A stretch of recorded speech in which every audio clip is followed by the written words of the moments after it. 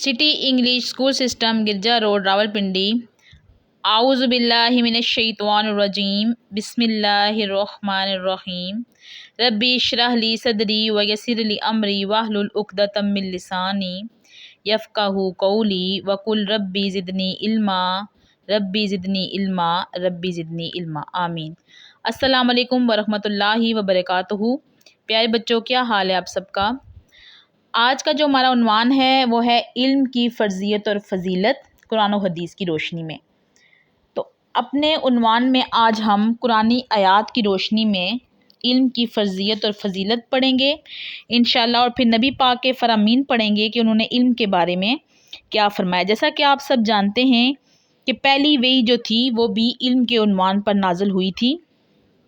सूरत अलग की आयात, दुनिया के किसी भी मामले को पहली वही में जो है वो ज़ेरे गुफ्तगू नहीं लाया गया, बल्कि सिर्फ़ और सिर्फ इल्म को लाया गया, क्योंकि इल्म जब होगा तब ही अल्लाह की और अल्लाह के नबी की सही मार्फत जो है वो इंसान के जो है वो इल्म में आ जाएगी, और इल्म ही की वजह से जो है वो इंसान अल्लाह को और अपने नबी को पहचानेगा, और जब पहचानेगा तो फिर उनके अहकामात को भी अपने अमल में लाएगा। तो आज हम इल्म की फ़र्ज़ियत और फ़जीलत पढ़ते हैं।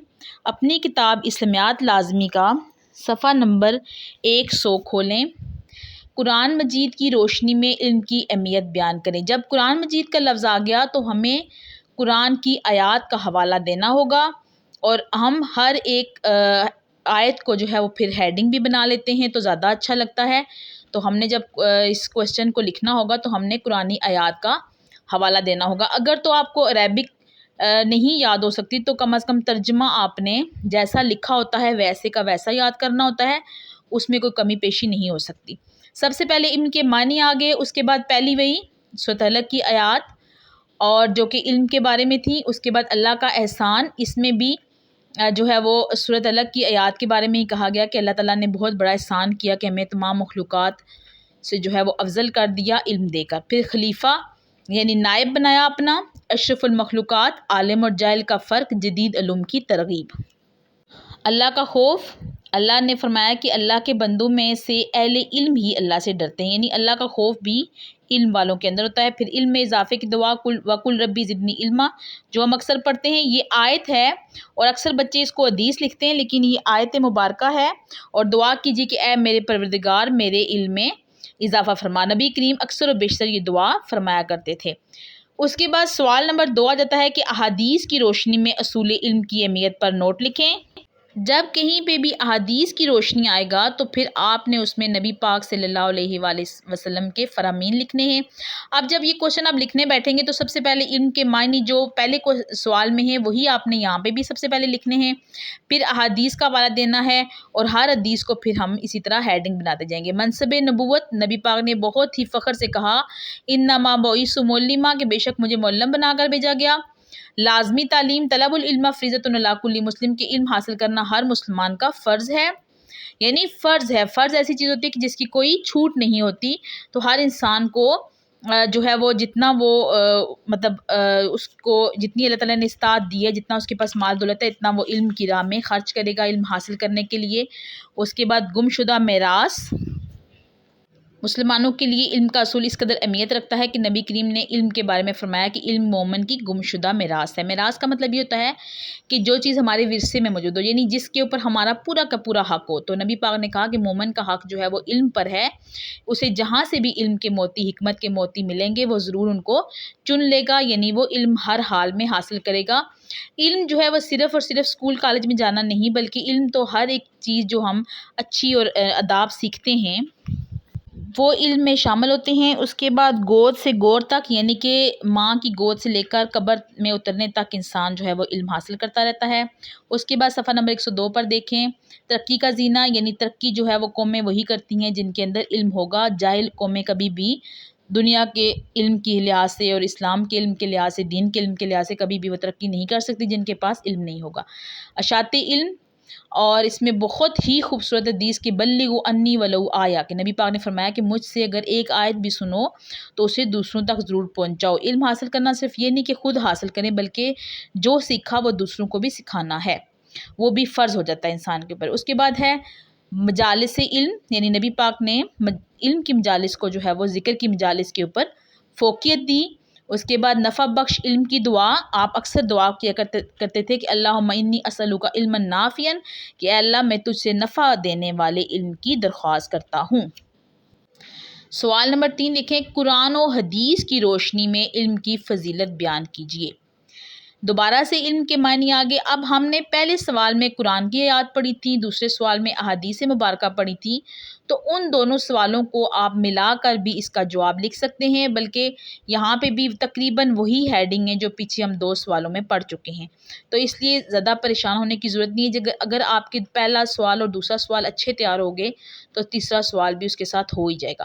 قرآن کی روشنی میں علم کی فضیلت وہی جو ہم نے سوال نمبر 1 میں پڑھ لی، وہی دوبارہ یہاں پہ آ گئی، اور اس کے بعد پہلی وہی کے بعد منصب خلافت۔ قرآن کریم میں ارشاد ہے کہ انسان زمین پر اللہ کا خلیفہ یعنی نائب ہے۔ اللہ تعالیٰ نے انسان کو دوسری مخلوقات سے ممتاز کرنے کے لیے علم عطا فرمایا اور فرشتوں کو حکم دیا کہ وہ اسے سجدہ کریں، یعنی علم تھا جس کی وجہ سے فرشتوں نے بھی سجدہ کیا۔ تیسری ہیڈنگ دی گئی ہے کہ عالم اور جاہل کا فرق، اس کی تفصیل بھی پہلے سوال میں موجود ہے۔ اس کے بعد تقویٰ یعنی کہ اللہ سے ڈرنا، وہی خوف خدا۔ پھر اس کے بعد بلندی، درجات، کہ بلند درجات انہی کو ملیں گے جن کے پاس علم ہوگا۔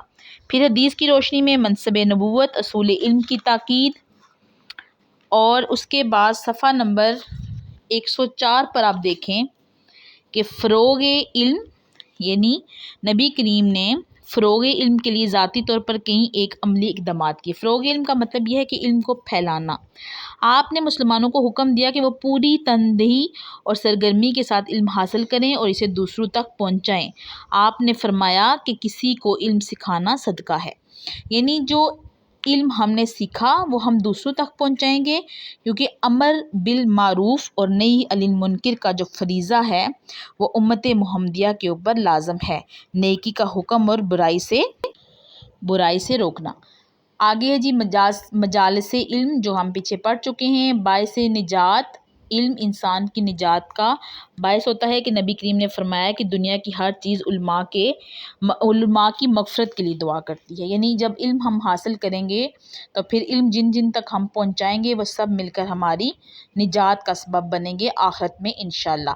معرفت کا نور اور انسان کا ساتھی، انسان کا سب سے اچھا ساتھی جو ہے وہ علم ہے، اور علم ایک ایسی دولت ہے جو کسی صورت میں چھینی یا چوری نہیں کی جا سکتی، وہ انسان کے پاس رہتی ہے اور قبر تک اس کا مالک انسان خود ہی رہتا ہے، کیونکہ علم جو ہے آپ کے دل میں ہوتا ہے، آپ کے دماغ میں ہوتا ہے، وہ چوری نہیں ہو سکتا۔ اس میں کچھ شعر بھی شامل کریں۔ جو پایا علم سے پایا بشر نے، فرشتوں نے بھی وہ پایا نہ پایا۔ پایا کا مطلب ہوتا ہے مقام اور پایا کا مطلب ہے پانا، تو یہ آپ نے شعر اس میں شامل کرنا ہے۔ سبق پڑھ پھر صداقت کا، عدالت کا، شجاعت کا، لیا جائے گا تجھ سے کام دنیا کی امامت کا، یہ علامہ اقبال کا شعر ہے، یہ بھی آپ نے اس میں شامل کر لینا ہے۔ اس کے علاوہ علم کے کوئی بھی اور آپ شعر اس میں شامل کر سکتے ہیں۔ ڈائری دیکھ لیں۔ موضوعاتی مطالعہ نمبر 3، علم کی فرضیت اور فضیلت کا تفصیلی سوالات جو ہے 1 تا 3 آپ نے کرنے ہیں۔ پہلے 2 اچھے کر لیں تو تیسرے میں ان دونوں کو شامل کر کے لکھ سکتے ہیں۔ دعا پڑھ لیں۔ سبحانک اللہم و بحمدک، اشہد ان لا الہ الا انت، استغفرک و اتوب الیک۔ دعاؤں میں ہمیشہ یاد رکھا کریں۔ اپنی ٹیچر میں مزمہ خالد کو اجازت دیجیے۔ فی امان اللہ، اللہ نگہبان۔